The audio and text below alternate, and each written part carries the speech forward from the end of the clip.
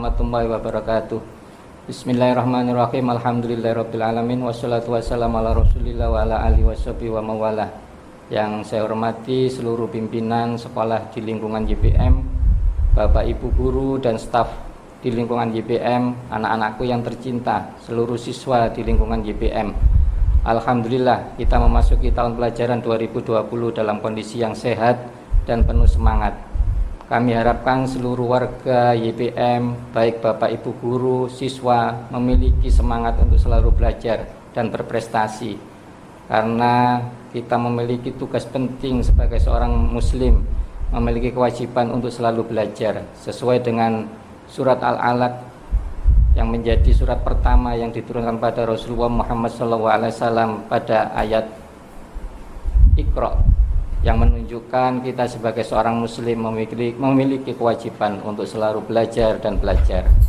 Dan dalam kondisi yang pandemi ini, wabah COVID-19, seorang yang berilmu dan orang yang belajar memiliki kontribusi yang sangat penting untuk mencegah dan menjadikan wabah ini untuk segera berakhir. Sesuai dengan hadis Rasulullah Muhammad SAW, ad-dunya mal'unatun mal'una ma fiha illa dzikrullah wa ma walahu au aliman au muta'aliman. Itu menunjukkan seorang yang berilmu dan orang yang belajar memiliki kontribusi penting untuk menjadikan dunia ini untuk tidak terlaknat.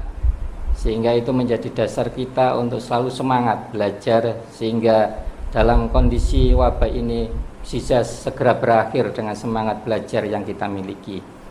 Dan orang yang belajar ini memiliki tingkatan yang sangat penting di mata Allah Subhanahu wa taala. Sesuai dengan kisah nyata yang terjadi di negara Suriah, Damaskus, yang diceritakan oleh Syekh Isyam Al-Burhani, seorang mursyid Thariqat Asaziliyah, yang menceritakan seorang ulama, Syekh Abdurrahman Al-Hafar, yang beliau awalnya adalah seorang penggali kubur, tapi dalam perjalanan kisah beliau sebagai seorang penggali kubur mengalami sebuah kisah yang menyebabkan beliau mengalami keinginan untuk belajar dengan tekun, sehingga akhirnya menjadi seorang ulama besar di negeri Suriah. Kisah itu menceritakan bahwa beliau pernah mengalami sebuah kisah nyata pada saat harus memakamkan dua orang pemuda bersaudara, yang pada saat beliau memakamkan, menaruh jenazah di dalam lubang kubur, terbukalah taman surga. Dan itu terjadi pada kedua jenazah tersebut, sehingga beliau memiliki keinginan besar untuk bertanya pada ibu dari kedua pemuda itu, amalan apa yang menjadi keistimewaan putranya sehingga diberikan tingkatan oleh Allah Subhanahu wa taala sedemikian tinggi. Ibu itu menjawab, putra yang pertama adalah seseorang yang selalu ingin belajar, selalu ingin menuntut ilmu. Dan putra yang kedua adalah seorang tukang kayu yang selalu punya keinginan membiayai kakaknya untuk terus belajar. Ternyata Allah memberikan kedua-duanya makom yang sama, tingkatan yang sama. Dan tingkatan itu adalah tingkatan taman-taman di surga. Itu menjadi sebuah kisah nyata, bukan kisah dongeng, yang akan menjadi pegangan kita untuk semangat menempuh pelajaran, menempuh pendidikan, dan terus belajar. Dan yang perlu kita ketahui, seluruh tokoh-tokoh ilmuwan Islam, baik Ibnu Sina yang sampai saat ini menjadi bapak dari kedokteran di seluruh dunia. Beliau ini adalah seorang ahli tafsir dan ahli fikih. Meskipun beliau adalah seorang yang ahli di bidang kedokteran, di bidang sains, di bidang matematika, tapi beliau tidak meninggalkan terhadap pendalaman ilmu agama. Dan ini juga akan diberikan di YPM, sehingga anak-anakku tidak menjadikan kegiatan-kegiatan keagamaan di YPM itu menjadi sebuah beban. Di sini ada kegiatan tentang KPI, kegiatan tentang keharusan bisa baca Al-Quran. Itu adalah sebuah kegiatan yang melengkapi dari proses pendidikan anak-anakku untuk mendalami tentang bidang sains. Apabila anak-anakku semuanya mendalami bidang sains dan menjadikan bidang sains itu untuk semakin meningkatkan keimanan pada Allah Subhanahu wa taala, akan menjadikan ilmu yang anak-anakku dapatkan menjadi ilmu yang bermanfaat baik untuk dirinya, keluarganya, dan seluruh masyarakat. Dan ini yang akan menjadi pondasi dasar perubahan apapun di dunia ini, tantangan apapun di dunia ini. Anak-anakku tidak perlu khawatir kalau pondasi itu sudah dimiliki. Perubahan ada era 4.0, ada era 5.0 dan seterusnya, itu tidak akan menjadi sebuah hambatan dan ketakutan dengan pondasi yang sudah didapatkan.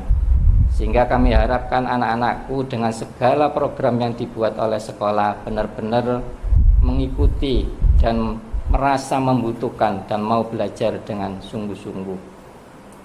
Dan dalam kesempatan ini saya berpesan, yang pertama, anak-anakku harus bisa menjadi kader-kader di masyarakat, terutama dengan kondisi wabah ini, untuk bisa menyadarkan masyarakat bahwa pandemi ini harus segera berakhir dan harus segera sama-sama kita sadari dan kita tangani untuk bisa berakhir dengan baik, agar segera kondisi ini berlangsung dengan normal dan baik.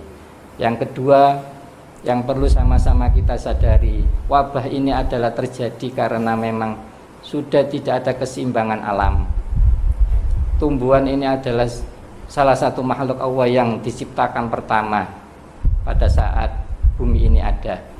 Fungsi dari tumbuhan adalah menyeimbangkan seluruh alam semesta ini. Di saat tumbuhan ini sudah semakin berkurang, maka keseimbangan akan hilang dan ini akan timbul banyak wabah.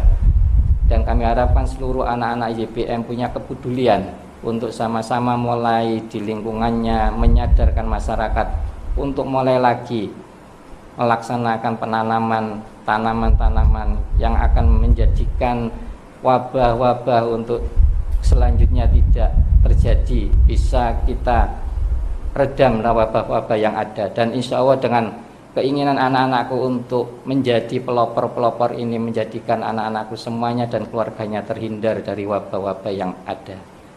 Dan kami harapkan semua warga YPM untuk semangat dan selalu berprestasi menghadapi tahun pelajaran 2021. Dan semoga Allah Subhanahu wa taala membimbing kita semua dan tidak terjadi wabah di masa-masa yang akan datang. Dengan mengucapkan bismillahirrahmanirrahim, saya nyatakan tahun pelajaran 2020-2021 kita buka. Wabillahi taufiq wal hidayah. Wassalamualaikum warahmatullahi wabarakatuh.